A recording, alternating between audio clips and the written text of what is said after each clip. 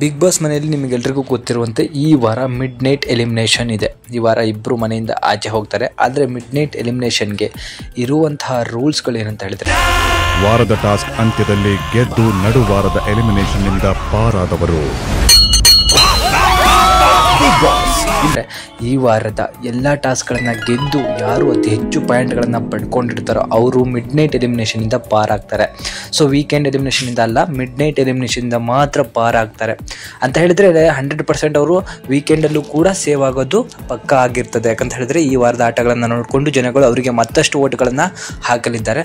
So ಇವತ್ತು mid night ಎಲಿಮಿನೇಷನ್ಗೆ ಕೊಡಬೇಕಾದಂತಹ ಟಾಸ್ಕ್ಗಳು ಎಲ್ಲನೂ ಕೂಡ ಮುಕ್ತಾಯವಾಗಿದೆ. ಫೈನಲ್ ಟಾಸ್ಕನ್ನು ಬಿಗ್ ಬಾಸ್ ಅವರು ಕೊಟ್ಟಿದ್ದಾರೆ. ಸೊ ಈ ಟಾಸ್ಕಲ್ಲಿ ಯಾರು ಗೆಲ್ತಾರೋ ಅವರು ಮಿಡ್ ನೈಟ್ ಎಲಿಮಿನೇಷನಿಂದ ಪಾರಾಗ್ತಾರೆ ಅಂತ ಹೇಳಿ ಬಿಗ್ ಬಾಸ್ ಅವರು ಒಂದು ದೊಡ್ಡ ಅನೌನ್ಸ್ಮೆಂಟನ್ನೇ ಮಾಡಿಬಿಟ್ಟಿದ್ದಾರೆ.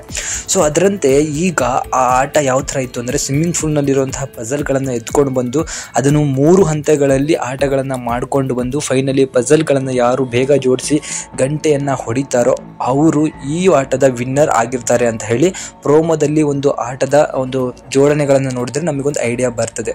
ಅದರಂತೆ ಎಲ್ಲರೂ ಕೂಡ ಸ್ವಿಮ್ಮಿಂಗ್ ಪೂಲ್ಗಳಿಗೆ ಬಿದ್ದು ಎದ್ದು ಬೇಗ ಆಟಗಳನ್ನು ಮುಗಿಸುವಂಥ ಹಂತದಲ್ಲಿ ಒಬ್ರಿಗೊಬ್ಬರು ಮಾತಾಡಿಕೊಂಡು ಸಿಕ್ಕಾಪಟ್ಟೆ ರ್ಯಾಶಾಗಿ ಆಡಿಕೊಂಡು ಬೇಗ ಮುಗಿಸಿರೋದ್ರಲ್ಲಿ ಈ ವಾರ ಮಿಡ್ ನೈಟ್ ಎಲಿಮಿನೇಷನಿಂದ ಒಬ್ಬ ಹೆಣ್ಣು ಮಗಳು ಉಳ್ಕೊಳ್ಳೋ ಸಾಧ್ಯತೆ ಹೆಚ್ಚಾಗಿದೆ.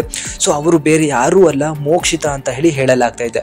ಸೊ ಮೋಕ್ಷಿತಾ ಮತ್ತು ಭವ್ಯ ಇಬ್ಬರು ಕೂಡ ನಿನ್ನೆಯಿಂದ ಎಲ್ಲ ಟಾಸ್ಕ್ಗಳನ್ನು ಇಬ್ಬರು ಕೂಡ ಮಾತಾಡಿಕೊಂಡು ಗ್ರೇ ಏರಿಯಾವನ್ನು ಮಾಡಿಕೊಂಡು ಆಟ ಆಡ್ತಾ ಇದ್ರು, ನಿಮಗೆಲ್ರಿಗೂ ಕೂಡ ಗೊತ್ತು.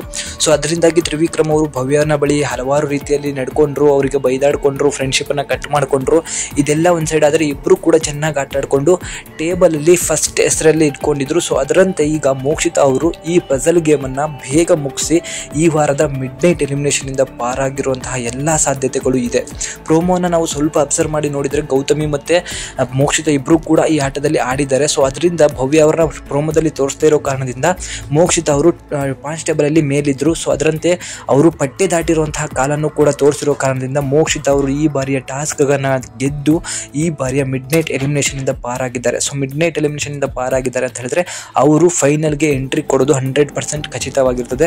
ಸೊ ಯಾರೂ ಕೂಡ ಊಹೆನ ಮಾಡಿರಲಿಲ್ಲ ಈ ಮೋಕ್ಷಿತಾ ಅವರು ಗೆಲ್ತಾರೆ ಅಂತ ಹೇಳಿ. ಅದರಂತೆ ಮೋಕ್ಷಿತಾ ಅವರು ಗೆದ್ದು ಎಲ್ರಿಗೂ ಕೂಡ ಶಾಕ್ ಕೊಡುವಂತಹ ಒಂದು ಕೆಲಸವನ್ನು ಮಾಡಿದ್ದಾರೆ. ಸೊ ಈ ಒಂದು ಎಪಿಸೋಡ್ ಸಿಕ್ಕಾಪಟ್ಟೆ ಮನೋರಂಜನೆವಾಗಿರ್ತದೆ. ಮಿಸ್ ಮಾಡದೆ ಇವತ್ತು ಎಲ್ಲರೂ ಕೂಡ ನೋಡಿ.